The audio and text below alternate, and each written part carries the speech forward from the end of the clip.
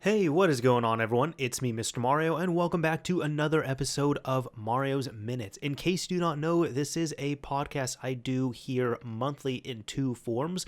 First of all, I do it in a video form here on the Mr. Mario 2011 YouTube channel, although there's not really all too much to it. Admittedly, it's just really my background photo, I suppose, like my channel art and a cool looking visualizer. At least I think it's a cool looking visualizer, but there's not all too much to it. It's more just to put something on the channel there in that form. But since this is a podcast, it's available, well, like an actual podcast that you can listen to, use, and consume wherever the hell you want to. Simply look up Mario's Minute on your favorite podcasting app or platform, and you should hopefully be able to find it. Now, it's not available on all podcasting platforms, but it's available on most. Now, this is the second podcast I do here. My first and main one is Mod Chat, where I mostly talk about cool developments that I think are pretty neat and worth covering in the modding scene. But Mario's Minute is where I just talk about whatever the hell I want to. So many times I do talk about video games, but it's also just kind of my creative, rambly, but low effort outlet where I could just really be personal and talk about whatever I feel like talking about at this point in time. So that's why there's not all too much that goes into it here visually, just because it's more a conversation that I'm kind of having with you here. So either way, I do typically switch it up where every other month I try and have a guest on. Last month we did have Frame Raider on, and that was a real fun episode. So if you enjoy Frame Raider and his content, I would recommend checking that out, and maybe even the previous one he was on. He was actually the first return guest here on the channel, but this month here we're going solo, and you know what, I'd say this is a good month to go solo as well too, because this is episode 50. Now, for anybody who might have done the math on here, I do this here monthly, and at this point, I have been doing this for over 4 years. It's hard to believe it's been going on for that long. I doubt there's all too many people who have listened to all, I guess at this point, 50 or 51 episodes, and the reason why I have that number there is because there is technically episode 0 of Mario's Minute. I will say that was kind of more of a test run, dry run that I had done to test the waters over 4 years ago now. Geez. I kind of put out a little call like, hey, trying out a podcast. If anybody wants to listen to this, but not just for fun, like listen to it and give me some advice on it, please, that would be much appreciated. And there were a few people who reached out, and the people who did, I think it was my friend James Rayner, who's been on here, Escort Do, and there has to be at least one or two others that honestly I'm blanking on the names, and I do apologize, but y'all know who you are. But it's not that it's private, I guess it's unlisted / slightly hidden. So if you're really interested in the, I suppose you can say, demo of Mario's Minute, it's out there. I'll say that, it's out there. But the reason why I even started this podcast was because over 4 years ago now, feels weird saying that, man. Point is, over 4 years ago, I was working on getting I guess more consistent. I've always kind of consistently uploaded here on the channel, but I was reducing my uploads a little bit just because I had a lot going on in life. Just because of work, I was traveling quite a bit, and it was getting to the point where I was like, oh, if I'm working full time and I'm doing, I think at the time it was 2 videos a week, which even then that was a little less than what I was doing before, but I was dedicating like every Wednesday, every Saturday I would upload, and I was like, between everything, there's times I'm forgetting to take care of myself, so I need to pull back a little bit. So I went from 2 videos a week to 1 video a week, but I figured as well too that it would be 4 weeks in a month, so that would be going from 8 videos to 4 videos, but typically in those 8 videos Mod Chat would be one of them, so I was still going to keep Mod Chat on, and that was going to be a mid-weekly thing. And then I wanted something else in there as well too. And one thing I used to do was, when the channel was smaller and when I was kind of just uploading whatever, I like to share a lot of personal stories over gameplay commentary and just more rambly videos and all that. And I said, I've been doing the Mod Chat podcast thing for a while. Maybe I could try a long form podcast. I don't think it's going to be, I'm not doing this to make it successful by any means. And at this point, that's still a thing. This is just where I come on here and I talk for like an hour or two and I have fun. Sometimes I have a guest on, sometimes I don't. But I still wanted to have that fun, creative outlet. But as opposed to doing it in a few videos, I said, you know what? I'm just going to do it in a podcast form. I'm going to see where it goes. And does Mario's Minute get a ton of viewership, a ton of listenership? No. But does it get more than I expect?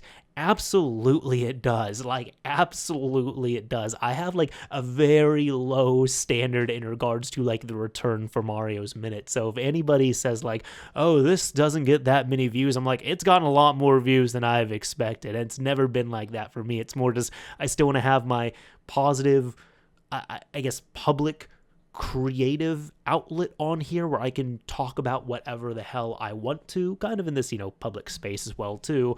And then I also kind of do it like this on purpose, where it's very much a thing of the people who regularly listen to Mario's Minute, and thank you very much. And even if you're just a casual listener, again, thank you. But the people who really listen to Mario's Minute are more interested and invested, I guess, in me as a person, so they're going to like that personal touch. Whereas if you're just here for, tutorial videos, or let's say a specific game consoles videos, then that's fine as well too. And Mario's Minute's probably not going to appeal to you, and that is totally okay. I have no issue with that.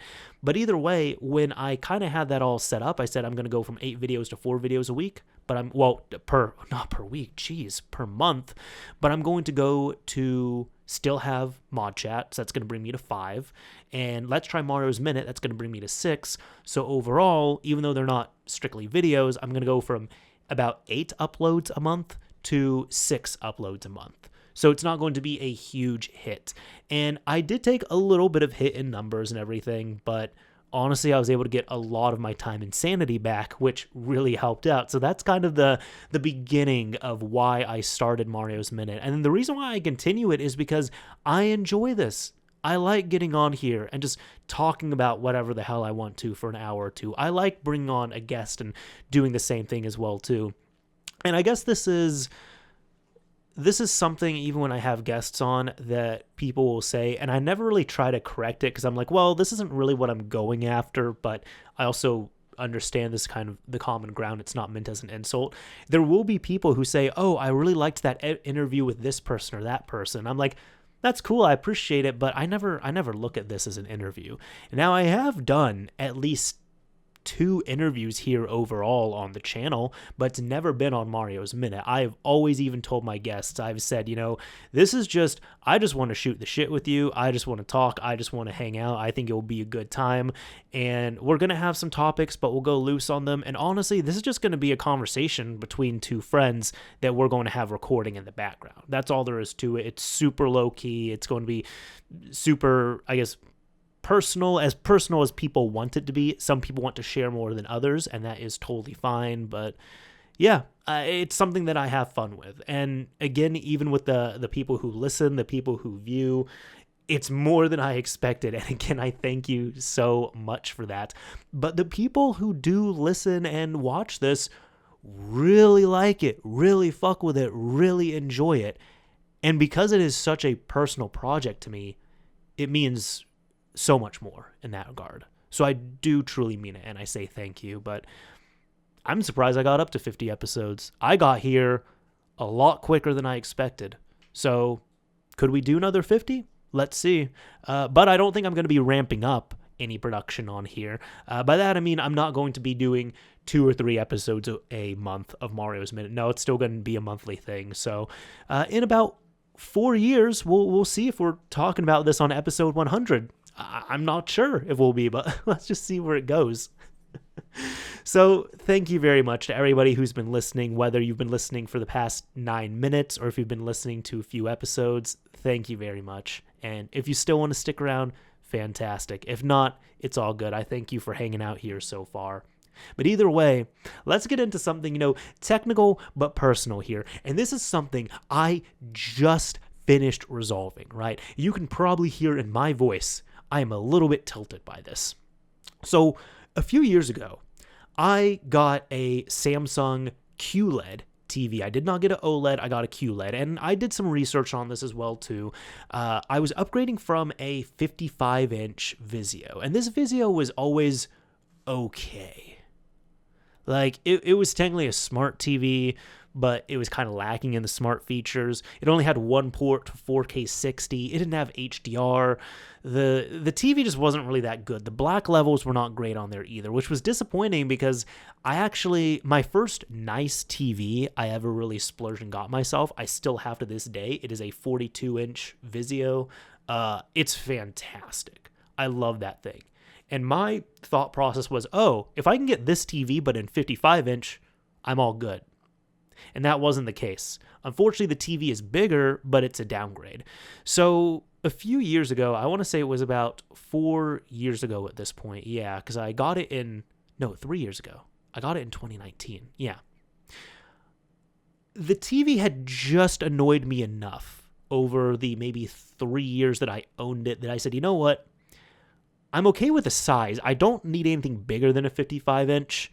Hell, I don't even need a 55-inch, all right? It was a want. But it's like, I'm not trying to go bigger, but I do want to go better.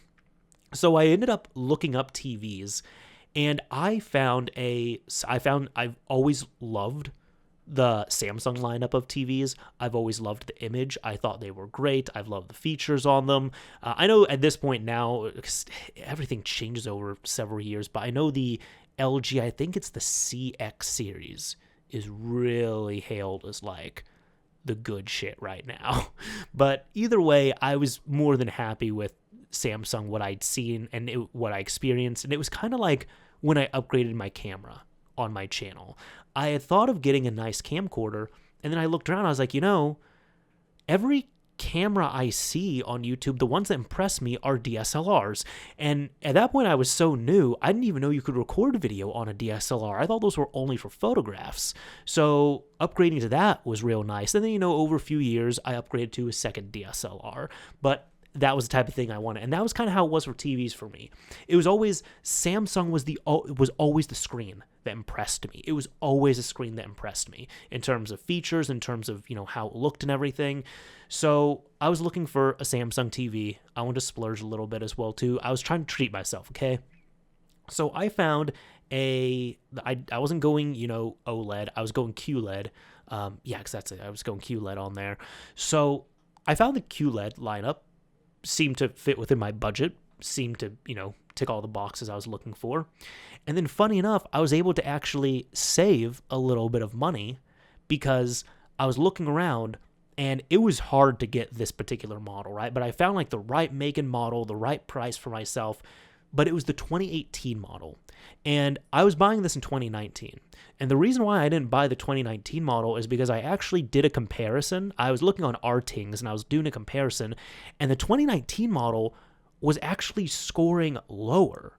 And for what I was looking for, which is mainly video games and such, it was actually pulling in lower ratings than the 2018 model. So I said, wait a minute, if I go 1 year older, I'm going to get a TV that's reviewing better, that has features that match more towards me, what I'm looking for, and I'm going to save like $300 in the process. Hell yeah.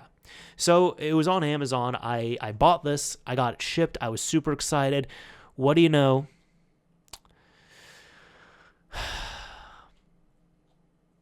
The screen was busted. Bad. FedEx messed up real bad. And I didn't see that until I had it downstairs and I was about to hook it up. And oh man, that screen was busted. And I'm saying FedEx here because FedEx always does me dirty on this. I always have issues with FedEx. When it comes to any type of the shipping places, I always have issues with FedEx. But either way, it was funny because I had this, and then I'm just like, you know what? I have to put it right back in the box. I'm going to return it. Thankfully, it was easy enough to return because it was Amazon, but it was a third-party seller, so all I could do was just refund it, which was still more than enough. But I had one of my friends who worked at UPS come over and help me because I was like, hey, you're good at this, and because I can I can trust you with shipping stuff. Like, can you help me out?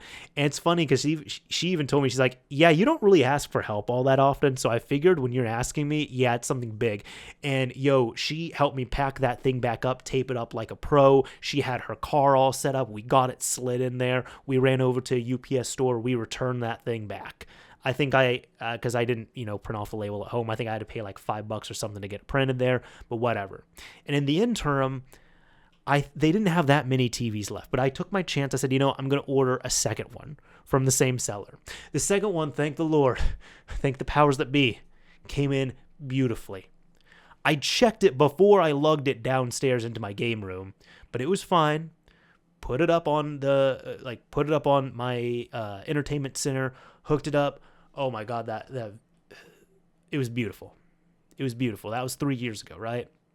The problem is, I realized that while all the extra features that the TV has, like dynamic color modes and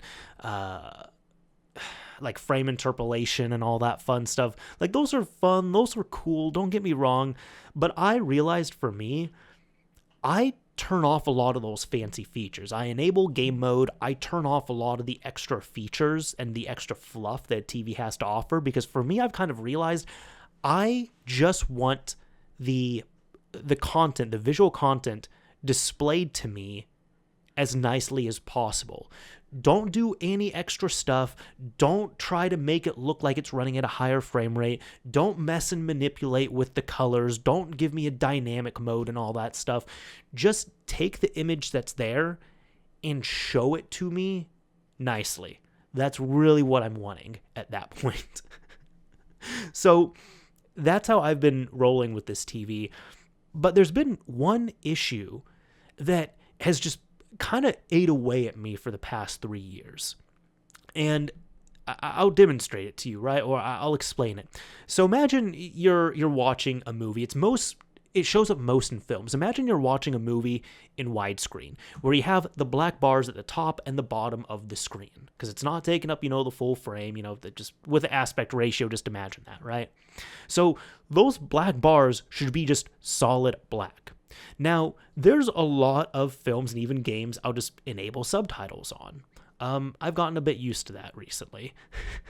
And it's not even a hearing thing, don't worry, but I just realized I actually enjoy reading the subtitles because I'm able to get a lot more of the details and I'm able to enjoy this more in a way.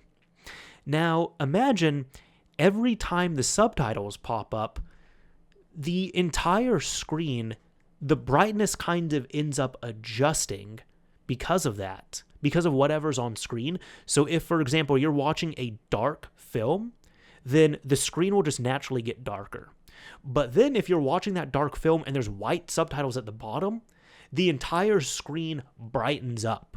And the problem is, it looks terrible when this happens. It looks quite washed out. And it's something that I've always noticed. And every few months, it bugs me enough to the point where I just do a deep dive into the TV settings. And I've been able to disable enough of the extra fluff on the settings where I'm able to have it at a tolerable mode.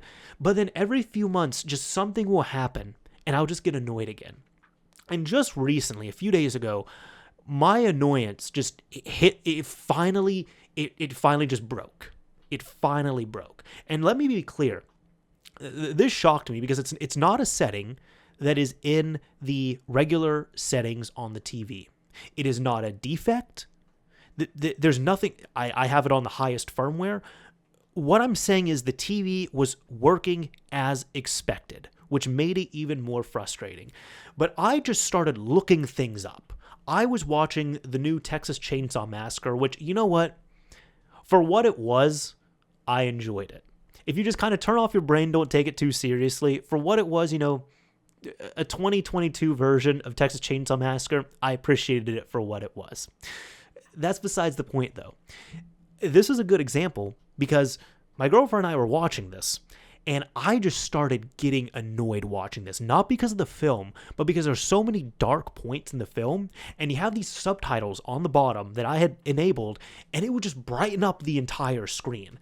And I finally got sick of it because it was happening. It's constant. It's in menus. It's in TV shows, games, movies. It's in everything. It's not like a thing of, oh, just turn on game mode, turn off game mode, use a different system. Like, no, it's in everything. So I started just Googling like a madman, like Samsung model of the TV keeps dimming, automatically dimming, dimming with subtitles. Just I was looking things up, and it brought me to something which is a feature on this TV that many other Samsung TVs have called pulse width modulation. And this is the exact feature. It is not a bug, it's not a glitch, it's not a defect. It is a feature that Samsung TVs have. I don't know why they have it. I don't know who thought it was a good idea. And worst of all, y'all don't really hear me get mad or get angry or like rant because I really don't anymore, but this is like the closest I get to it at this point, right? I just don't understand which Samsung engineers, which testers had implemented this and done these tests and looked at content on these TVs and thought that this was acceptable to have, not only as a feature, but as something that you cannot disable by regular means. Because the feature is called pulse width modulation. But guess what? You cannot manipulate it, enable, or disable it at will. It's not hacking the TV. It's not even doing, I guess it's doing a customization or a modification. So technically, I was modding a TV for the first time, and it was pretty simple to do. What I did when I finally looked this up, there are people who complained about it. There are people on amazing forums who have documented this, and they said these are the two settings that you have to change, and I don't remember exactly what they are, but they both have PWM in them.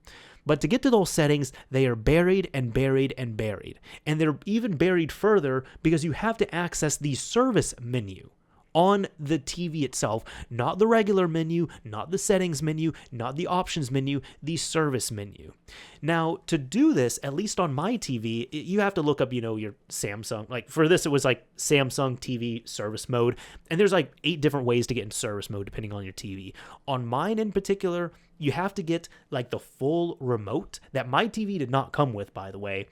And I think I had to first turn off the TV. Then I had to press mute 182 and then turn the TV on with the remote. And at that point, it boots the TV into service mode, and you have a service menu that you have to go through. But you have to go through certain settings in a certain order, and then you have to highlight another setting. You have to press 0 4 times. It unlocks more settings. You have to then go in there, and then you can manipulate and modify the 2 settings that you need to really... There's these values. They go from 0 to 100. One of them is set to 15. One of them is set to 30. And if you just boost both of them to 100, it essentially disables this feature. But either way, I did that just now, like right before I recorded this episode. But in order to do that, again, one thing that I did praise Samsung for ended up being something that I had to spend some money on. This Samsung TV, despite it being smart and everything, they end up giving me a super basic remote. Now, it doesn't use infrared. It more uses sound to connect to the TV, which is pretty cool. It's not Bluetooth. It's more sound-based. But there's only a few buttons on there, which I don't mind because I think they realize most people don't use the giant plethora of buttons available on, a universal remote or full remote. They really just want to turn the TV on, change some settings, change the input, up, down, left, right, enter, volume up, volume down, channel up, channel down, mute. Like that's pretty much what this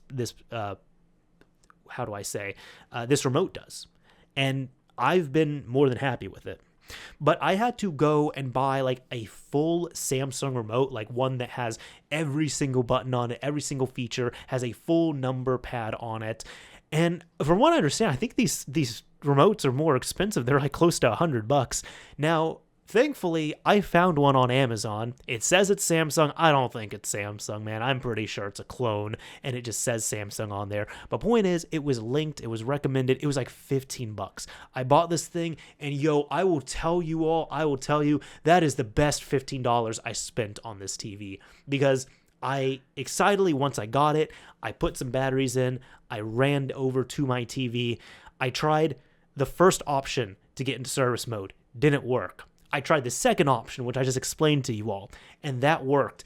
And oh my God, I was able to go in there. I was able to boost both those settings values to 100, turned off the TV, turn it on, end up resetting like my HDR and all this other stuff. So I had to go through that on the PS5 again. And then as my test, I loaded up the Texas Chainsaw Massacre. I went to some dark settings. I had the subtitles on. Oh my God. Oh my God. My TV for watching like darker content with elements of just bright things sprinkled in the visual content that come up, it is properly viewable for the first time in years. It is amazing, but I'm just dumbfounded why this setting exists, why it's enabled by default, why it is so buried to the point where you cannot disable it by regular means, but mainly just even at the beginning, why this exists, because it doesn't look good. It's distracting. It's annoying. And even for me, when I got used to it, it would still be annoying because, again, just load up a dark film, like a film that is just visually dark, and turn subtitles on, or even just wait until bright things happen. Like there could be, a bright box in the lower corner of the screen, and it just makes the rest of the image look washed out. I'm happy that now at this point, it's like about 3 years later, I feel like I can fully enjoy this TV. And I did kind of drag my feet on this because this is something I could have figured out, 2-3 years ago. But man, I don't know what Samsung is doing on that. I don't know if anybody else has heard of this feature either, pulse width modulation. If you have, let me know. I would be very interested. Oh my goodness.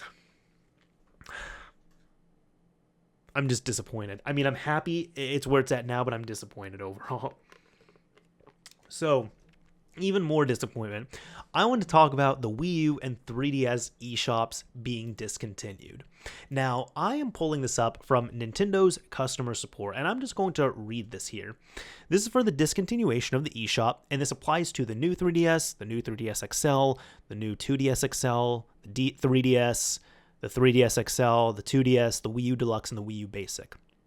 Now, quoting this here. As of late March 2023, it will no longer be possible to make purchases in the Nintendo eShop for the Wii U system and the Nintendo 3DS family of systems.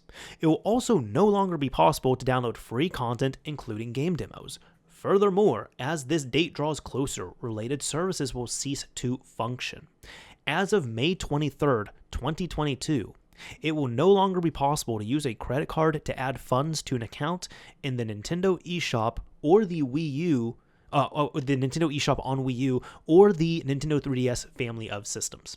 As of August 29th, 2022, it will no longer be possible to use a Nintendo eShop card to add funds to an account in Nintendo eShop or Wii U or the Nintendo 3DS family of systems. However, it will still be possible to redeem download codes until late March 2023. Wow, okay. There is so much I don't like about this. There is so much I don't like about this here. First of all, these systems, these services they've been on for a good amount of time, but not at the same time. The 3DS came out in 2011, I want to say. And the Wii U came out in 2012.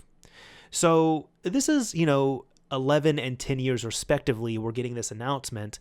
And you could say, hey, they're giving us a year of leeway on here, because at this point, then it's pretty much going to mean that the 3DS will have its eShop up for about 12 years, and the Wii U will have its shop up for about 11 years.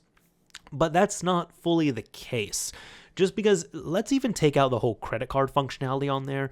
It's saying this, I'm recording this episode here in February of 2022, and that's when it's going to release as well. but it's saying in 6 months that you will not be able to add funds at all on the system, on the 3DS or the Wii U. So at that point, you won't be like, let's say September rolls around and you realize, oh, there's a few Wii U games that I want to buy that I can only pick up digitally. If you don't have the funds in your account at that point, you cannot purchase those games, even though the eShop will still be up for another, 7 months at that point? This is not good. I don't like when shops like this go down. And I've talked about this a few times. I know last year, several months ago, I talked about the Vita, the PSP, the PS3 storefronts being shut down, kind of in this same way as well too, where they were pretty much saying, hey, we're going to, in a way, make it viewable only. That's it. They were going to make it so after a certain date, you could no longer purchase content on the PSP, the Vita, and the PlayStation 3 digital storefronts. But if you have those systems and you're able to connect them to the digital storefronts and you have an account with licenses available on it, you can still, as long as the storefronts are available and as long as you have a connection, you can still go and re-download that content, but you cannot purchase any new content. Sony, however, gave a much, much lower grace period on this, and there was a huge outcry against it. A huge outcry. So Sony ended up backing off. That's not to say that they permanently backed off. Essentially, Sony's messaging was, hey, we messed up. We hear you all loud and clear. At this time, we're not going to shut the storefronts down. But keyword at this time. I don't remember what the exact language was, but the exact language was pretty much, we're going to back off for now.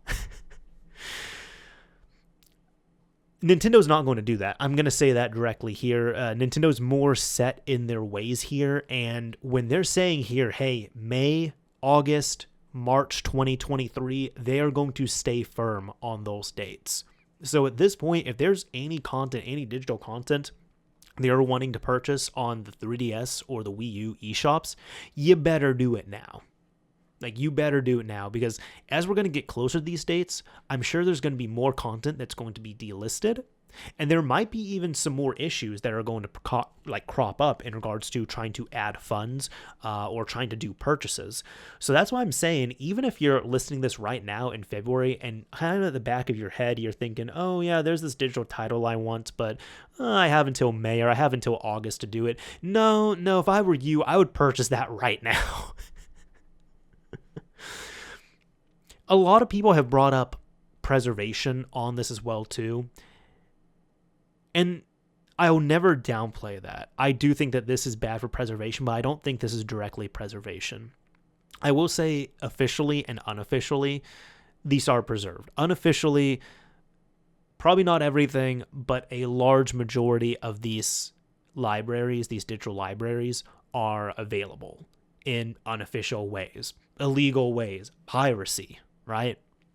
And that's probably going to be the only way going forward for a lot of these games as well too, because there's no backwards compatibility on here. You cannot play, at least legitimately, you can't play Wii and Wii U games on the Switch. You can't bring DSiWare 3DS games onto the Switch. Any virtual console games you can't bring over. Even with that, it was weird. The virtual console for the Wii, for example, you couldn't, there were Wii Virtual Console and Wii U Virtual Console games, and they were two very different games. Now, if you had a Wii, you could pretty much do a system transfer and transfer your Virtual Console games from your Wii to the VWii on the Wii U, but they stayed in the VWii, like on the Wii emulation mode. You didn't get Wii U Virtual Console versions, which even in that regard, I would say is more of a blessing, because from what I understand, the Wii U Virtual Console games were all a step back, where the Wii did Virtual Console quite well, and the Wii U's Virtual Console had more performance issues, more glitches, and especially even I observed it with N64 Virtual Console games. It had this weird dark filter on them, so they were darker than they needed to be. So even in that regard, even with re-releasing stuff, they weren't doing very well. And that's kind of more what I'm talking about here, where Nintendo just... I'm not worried about the preservation on this, because like I said, a lot of these games are going to be preserved unofficially. Is it illegal? Yeah, but is it unofficial? Like, at least they're there. And they can be accessed if you're going to go through those methods. Any other games that are not yet available on there, I'm sure people are ramping up methods to get them preserved in that regard in the public domain. But I'm sure there's also digital content that is just no longer accessible, that nobody can find a person to dump that content that purchased that delisted game, that delisted digital content, that delisted downloadable content, whatever it might be. But when it comes to things officially, from what we've seen with GigaLeak, internally, Nintendo preserves incredibly well. So I'll at least give them that. If you're thinking about anything internally preserved, Nintendo seems to catalog and preserve that incredibly well. So the problem here in this regard isn't as much preservation, it's more accessibility. And that is the frustrating thing about it. Like I said, there's so many Wii U games, Wii U digital titles, I can't play on the Switch. Like, I might be using the same account, and even I think the accounts are different as well, too, where there's like a Nintendo account, a Nintendo Network an account, a Nintendo.com account. Like, those are all different accounts. And from what I understand, the Switch has made more of a uniform approach where they're like, hey, this is it. Like, your Switch account, like, this is going to be it going forward.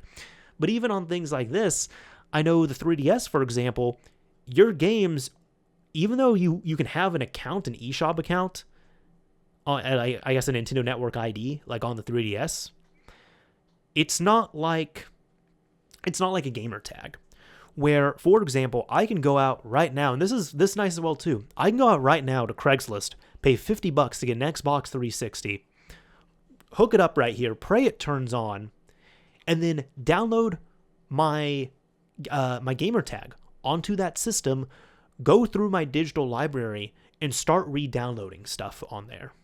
It is not my original system.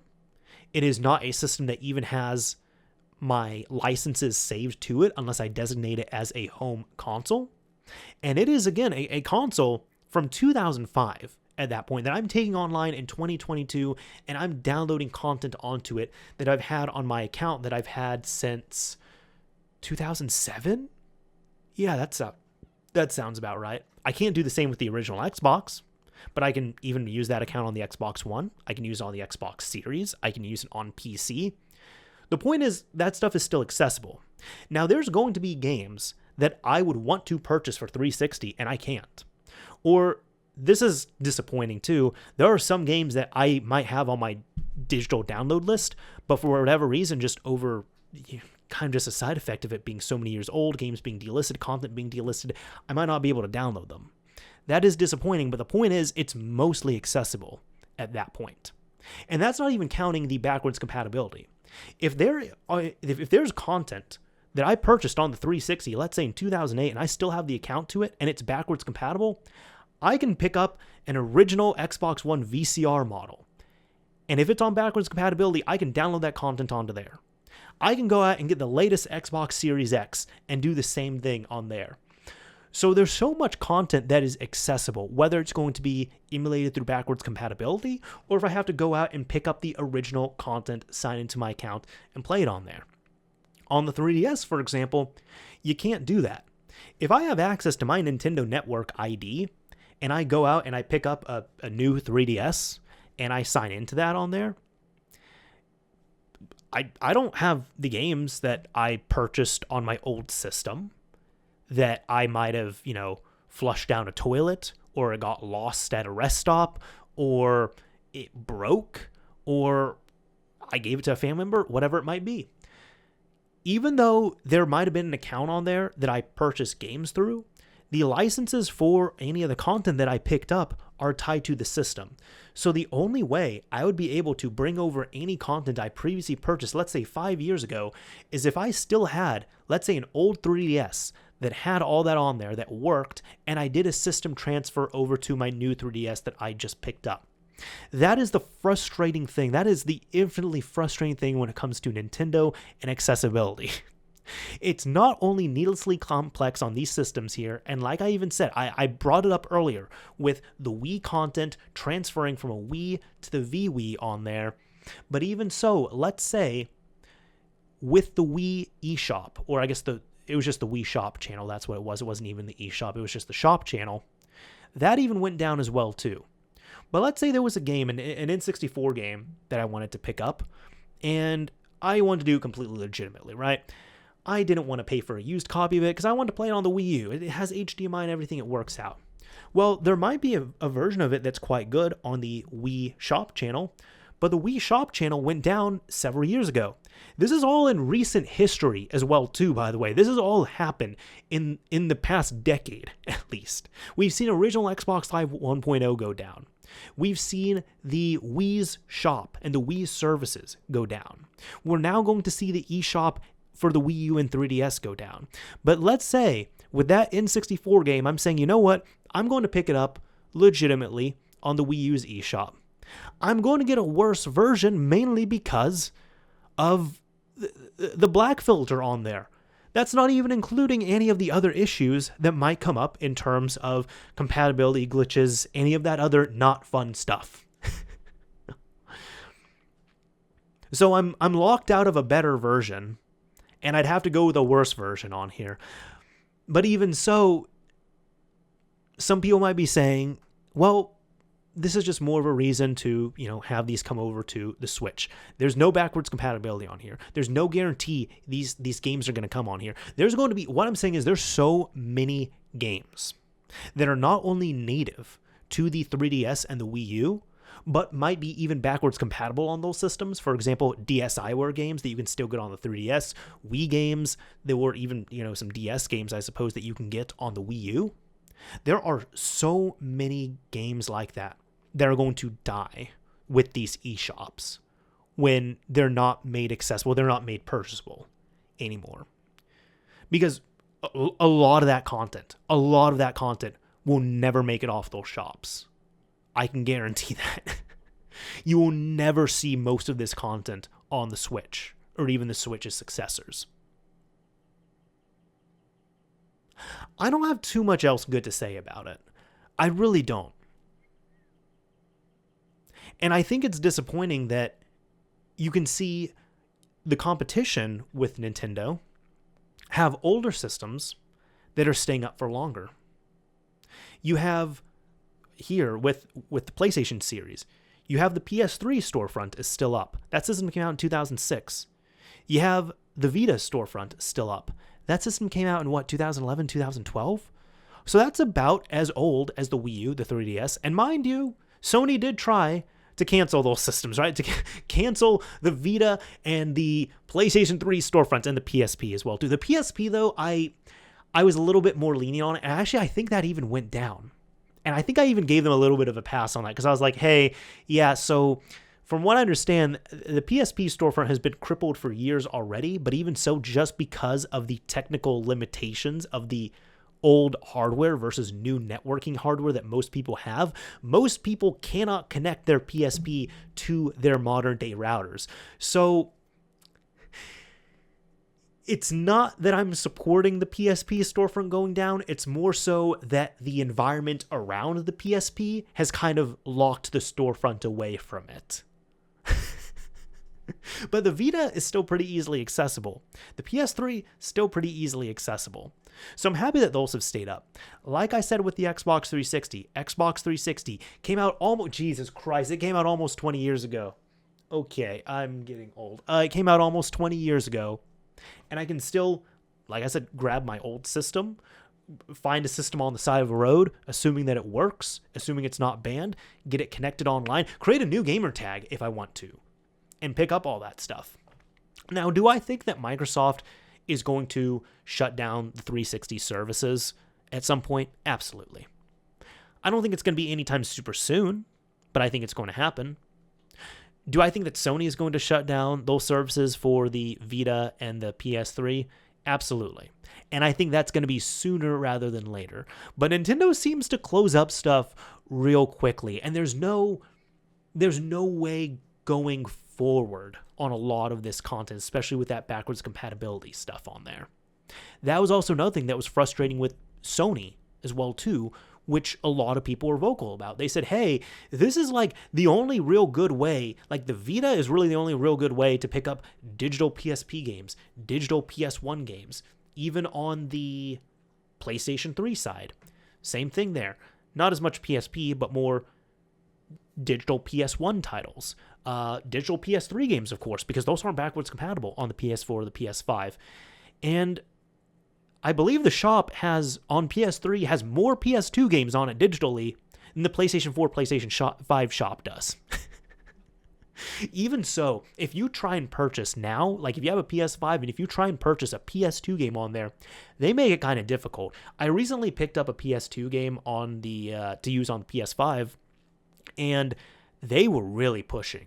They were pushing me to get PlayStation Now. Oh, it's free if you get PlayStation Now. You can play this on PlayStation Now. You can download this through PlayStation Now. Here's a subscription to it. The way that I had to purchase this game was I think I had to use my phone. I didn't use the mobile app. I was on my phone, but I had to go to the PlayStation store site, sign into my account on there through desktop mode, and then choose to purchase that PS2 game, and then I was able to send it to my PS4 or PS5 to download. But the point is, even there, they didn't make it very easy. So even if some of this content is going to come back, I think it's even going to kind of lean more towards that. I don't even think it is. It's going to lean more towards you're not going to get ownership of this. You're going to essentially be paying a subscription to rent this content. Much like what Game Pass is, except Game Pass is pretty clear about it. And Game Pass is like, hey, yeah, you're paying a monthly fee to download and play these games. Play them to your heart's content. Much like Netflix, we can list stuff, we can delist stuff, and you don't own any of this shit. But that's what they're more going towards on here. But with Nintendo, as we've seen with previous systems where they don't really carry the backwards compatibility over, where stuff that is republished natively to work, like for example, Wii Virtual Console games and Wii U Virtual Console games will get kind of a downgrade on there. And then even now on the Switch, where we're seeing this all through Nintendo Switch Online's like Genesis, Nintendo, Super Nintendo, N64 stuff, you might get worse performance, worse experiences. But even if you do get good experiences, the point is you can't just buy an individual game. You're getting kind of a pack of games. They can trickle it out a little bit at a time, and it's going to be a service that you're paying for. You're no longer paying for games. You're not even going to own a license. You won't pay for a license. You're paying for a service. I don't like the lack of accessibility where it's going. I don't have too much else to say on here. But there's been a lot. There's been a lot here, as you all can probably tell, that has annoyed me. Let's talk about something maybe a little more positive, right? I want to talk about a couple games here. And these games, I'm not even going to talk about the games or the gameplay or the content directly. Well, maybe I guess the content, but it's more kind of just a quick thing that I really praised. Now, recently, Dying Light 2 came out. Have not played it. I'm actually going back and playing the first Dying Light, which I forgot how much I enjoyed that game. And Cyberpunk 2077 looks like the next generation, the 9th gen copies had come out. Now, Dying Light 2 came out on 8th and 9th gen systems. Cyberpunk 2077, as I said, just got a big update, and that update does include the free upgrades to the PS5 or the Xbox Series versions if you have the Xbox One and PS4 versions of the game. Now, one nice thing I'm seeing is that before these systems were released, and it was really touted for the PlayStation 5, they were talking about how amazing the solid-state drive is, and I'm not going to debate that at all. It is an amazing feat of engineering right there, and that SSD is so lovely. They're talking about how it's going to make game development easier, how it's going to make accessibility so much better, but even one thing was talking about game data, where they're saying because this SSD is so fast, there's a lot of deduplication that can happen now. We don't have to have multiple copies of the same data spread across a hard drive. It's all going to be super blazing fast SSD flash storage. So you just need one copy of, let's say, a weapon or a sound effect, whatever it might be. It's very much in a way now going back to what we saw with CDs and DVDs and going, towards flash storage and such, where on CDs and DVDs, developers had to physically figure out where they were going to put data. So if it was something that constantly needed to be read, the poor laser wasn't just jumping from place to place and it was all cached properly. So we're having that same conversation again, since we're going from spinning platters to flash storage at this point. But on top of that as well too, with everything being so fast and so powerful, compression was really touted as well too. Because at this point, if everything is fast enough, you can then compress your data. And if it has to be decompressed, it's going to use a lot less resources. It's not going to be as taxing on a spinning drive as opposed to the incredible flash storage that these systems have. Now, I've heard these praises. I have heard them. And I was more looking forward to the reduction in data sizes, like in storage size for these games. Because games now are huge. They are huge. And I saw some reductions here and there, but it wasn't that big. Like Final Fantasy VII Remake, I'd seen the PS4 and PS5 builds of it. Destiny 2, PS4 and PS5 builds. But I think each of those games, they weren't very dramatic in the decreases. The PS5 versions compared to the PS4 versions were maybe 10 gigabytes smaller. But when you're talking about like a 60, 70, 80, 90, 100 gigabyte game, I mean, 10 gigabytes is welcome back, but it's not a huge amount. But one thing I've seen with these two games is that now we're getting to a point where about a year and a half into these systems' life cycles, I am so happy to see proper storage, proper utilization of deduplication and compression, and it makes me happy to see this. It really does. I don't mean that sarcastically. It really does. Dying Light 2, from what I saw, the PS5 version, PS4 version is about 50 gigabytes, let's say. The PS5 version is like 25. So the higher quality, the better version, the better build of the game is half the size. That's awesome. That's great. Cyberpunk 2077, the same thing on there as well. The PS4 version was weighing in at almost 100 gigabytes. And the PS5 version that's out right now is like 56 gigabytes. That is great. I love that in terms of storage space, in terms of using up less bandwidth, and just seeing proper utilization of this stuff that I was hearing about 2 years ago before these systems were released. I've just been waiting like, hey, when are we going to see these dramatic decreases in file sizes, to the point where I almost wasn't really believing it, because when I was seeing stuff like, oh, well, Final Fantasy VII Remake is like 10 gigabytes smaller, like, is that really all they can do? I understand there's 4K assets and everything, but no. We are now getting to the point where all this technology is properly being utilized. It makes me happy. So if you have a newer system and you're worried about games getting too big, totally get that. I hear you. But it seems like we're now getting to a nice run, a nice sprint with these systems where now developers are able to compress these properly. And that's making me happy to see. I think this is all just going to be gaming related, man. I think this is all just going to be a gaming related episode, but it's been a while since I've shared a story like this, right? And if you've been waiting for something like this, I apologize. It's just, it just hasn't come up, or I just don't feel like sharing a story, or I can't think of a story, but I actually dug around for one, right? This is one I was going to tell before. And this is a game shop story I wanted to share. Now, for anybody who does not know, from the ages of 16 to 18, I worked at a local mom and pop video game store. I worked there for just over 2 years. It was my first legitimate job I had. Loved it, hated it. I loved it because, I enjoyed what I did. I liked my coworkers. I liked the job itself. But also hated it because, well, the job itself it's retail. Yes, it's video games, but it's retail. And it even actually killed my love for video games for like 3/4 of the time that I worked there. After a few months of working there, I almost stopped playing video games completely. Like, I nearly stopped playing video games. I was barely playing anything. And I did not start to really play video games again until was kind of twofold. I feel like I was seeing a light at the end of the tunnel because I knew that I was going to be quitting in a couple months, but I also ended up picking up a modified Xbox 360, and that started getting me back into the technical side of it, which I loved, started getting me back into the gaming side of it. So I reclaimed my love as I was exiting. But I wanted to share this story. So for a while, I was doing it where I would share like at least one story from these game stores. I'm hoping to get back to this here.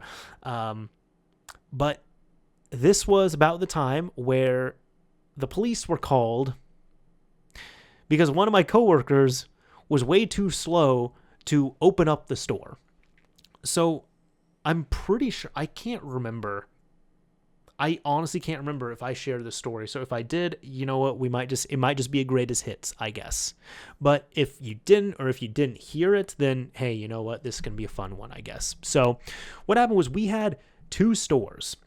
Now, I used to work at the smaller store, and then when the bigger store opened up, I started working at that one, and the smaller store started getting a lot less traffic, but we had a lot more storage over there. So there'd be times where we would have, our console repair process was going on over there. We had a lot of overstock over there.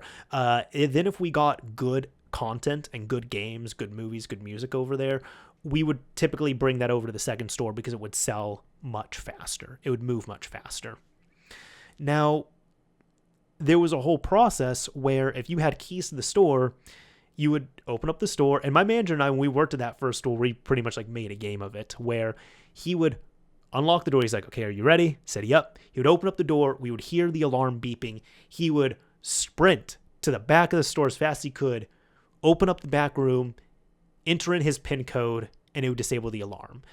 And I want to say you had 60 seconds. That sounds about right. 30 seconds doesn't seem like long enough. I think it was 60 seconds. And the process was, if you did not disable the alarm within 60 seconds, then the alarm would go off. And if the alarm went off, then the security company would call. And if you picked up the phone when they called, there was a keyword or key phrase you were supposed to give them. And if you didn't give them that keyword or key phrase, or if you did not pick up, they would send the police there. They were just doing their job. Nothing wrong with that. Now, for the love of God, I can't remember what the keyword or key phrase was, nor would I say it on here. But I can't remember what it was because I never had to use it. Every time I opened up the store, it was easy enough. I would run my butt to the back. I would enter in my PIN code, and everything would stop beeping.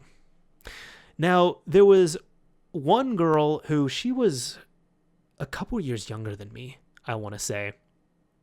I had helped train her. She seemed to be all good. But then, like, whenever I was training her, she was fine. But it seemed like every time she worked by herself, which is like also, maybe it was my boss's fault. He was trusting her by herself way too quickly. But every time she worked by herself, she just messed up everything. And there was one day, we ended up getting word that the police were called to the store. And we're just figuring out what's going on because I was over at the second store, and the second store was big and busy enough that we typically had 2 people there. So if you wanted to run the store on really like a skeleton crew, you could have one person at the original store, and you should have 2 people at the bigger store. If everything was a little too strained, or if it was just a slow day, you could get away with only having one person work at the big store, which I had done before. One person could hold it down if they knew what they were doing, which I was damn good at my job. But typically you want to have 2 people at the bigger store. So it was myself, I was over at the second store, and it was one of my coworkers with me. I don't know how, but we found out that the police were called over to the second store. Well, the first one. So, of course, I called over. And I'm asked her, I'm like, hey, what the hell happened? Why were police there early this morning? And I guess what happened was she was super embarrassed, but she was trying to tell me that she opened up the door, and I was just like, okay, so did you not make it in time? She's like, well, no, like I dropped the keys. I'm like, how many times did you drop the keys?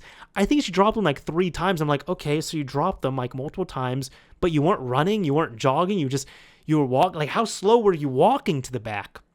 So she started walking to the back, I guess. And by the time she got there, it's either she didn't enter the code in time or she entered the wrong code. And then the phone started ringing. And when she picked up the phone, she panicked and she didn't know what the passcode was, which, like, nobody really knew what the passcode was because we didn't need it. So then police had to come out there. It was a whole thing. My boss had to deal with that. She had to deal with that as well, too. The local police department had to deal with that.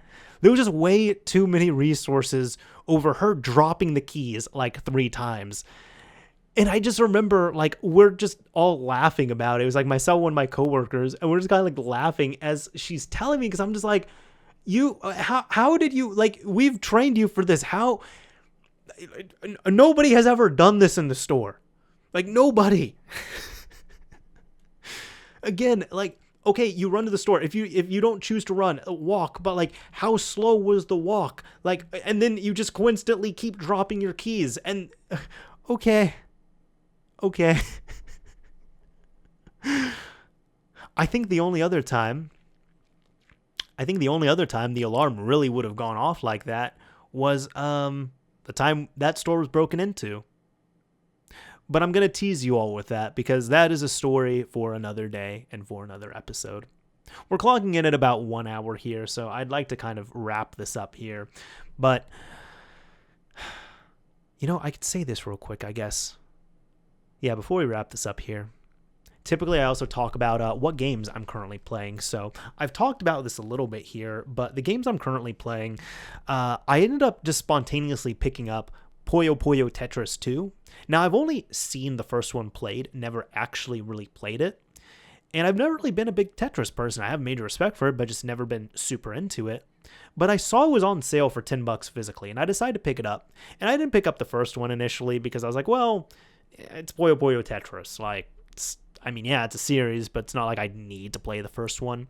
But I have shockingly been enjoying Puyo Puyo Tetris 2 on Switch. At least I'm enjoying it so much that this morning I was like dreaming of Puyo Puyo Tetris. I was like having one of those like half dreams where you're like half awake, half asleep, and I was dreaming of Puyo Puyo Tetris. I'm like about 40% done with it right now, but it's even to the point where I even decided to pick up the first one because I was like, I'm enjoying this enough. I want to have both of them in the collection. And when I finish, I'm going to do this backwards. When I finish up the second one, I'm going to go back to the first one. But that's fine as well, too, because there is a storyline to it. I'm playing through adventure mode. I'll be honest, I just don't care about this storyline. I'm just skipping all the story stuff, and I'm just getting straight to the action on here. I also ended up playing and finishing. My girlfriend and I ended up co-oping Sin and Punishment on the N64. Funny enough, on the Switch, through the N64 service on there, which, I kind of talked a little bit negatively about, I guess. But I will say, I was impressed at it running well enough. I was impressed at how good it looked as well, too. Like, it just looked clear. It looked clean. We really didn't run into many issues, aside from the networking issue. That's the main thing that I don't like about the N64 service. Like, if you're playing online, it's very much, it ties the speed to the weakest link. So if you're playing with one other person, whoever has the worst connection, everyone's experience in the lobby will get turned down to that connection. So the sound slows down. The game itself slows down. The game actually slows down so that everyone is matched up to be on the same level as the weakest link in the network. So that's disappointing. I don't really like that. I really don't. Especially when you can play other games as well, too, where it's like, this was just in 64 games where we finished up Sin and Punishment, which was super fun, by the way. Very much enjoyed it. Challenging. Definitely needed the save states on there, but very fun. And also disappointing that it never got an official release over in the US because the game is completely done in English. Like, the only thing is, like, the menus are in English, the game itself is playable, the voice acting is all in English, and then it's just subtitled in Japanese. But for whatever reason, even though it was pretty much ready for localization, it just did not come over to the US. And I'm not all too sure why on that. I think the only times it's come over has been through emulation. I believe it was the first time it was ever officially released in the US was on the Wii eShop. I think it also got into the Wii U eShop, and now it's on, Nintendo Switch Online. But either way, it was super fun to play.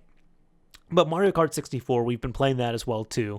Same issue on there, where whoever the weakest link is, the entire game will slow down to bring everyone down to that level. But then we can go and play Mario Kart 8 Deluxe, same connections and everything, and it seems to be working just fine. So I guess, it's been a lot of that. And I guess the other game I've been playing too has been the original Dying Light. Funny enough, I picked that up as well too on Switch. Very impressed with the port, and I've just been having fun playing it portably. But I picked it up before this, but I started playing it the day that Dying Light 2 released. I don't know why. Dying Light 2 came out, I was like, I feel like going back to play the original Dying Light. And I don't really know why I dropped the game, because I forgot how much I enjoyed it. Now, granted, if you've never played Dying Light, I will say the first 2-3 hours are not very great. They're slow, they're tedious, you feel super weak. But then once you start getting used to the gameplay mechanics, the game itself, and especially when you start leveling up your character, it is a treat. So I will tell you, if you played Dying Light and you were initially pretty turned off by it, just try to give it a genuine shot for a few hours. Put a few hours into it.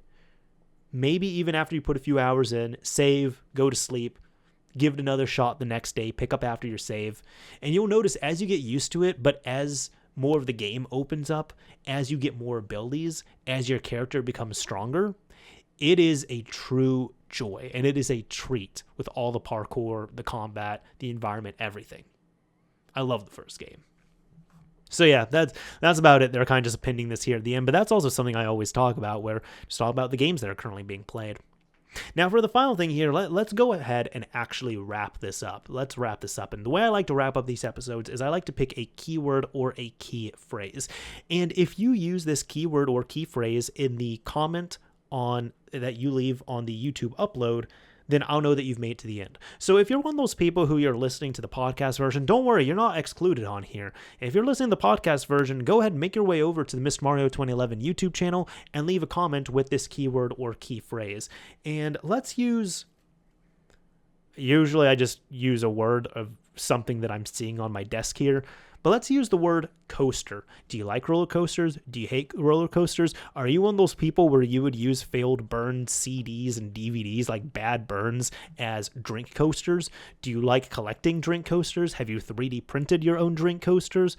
What do you think of Roller Coaster Tycoon? What do you think of Planet Coaster? Let me know. If you use the word coaster in your comment on the YouTube upload, I'll know that you've made it to the end. Anyways, this is Mr. Mario signing off. Thank you all for listening and watching, everyone. Until next month.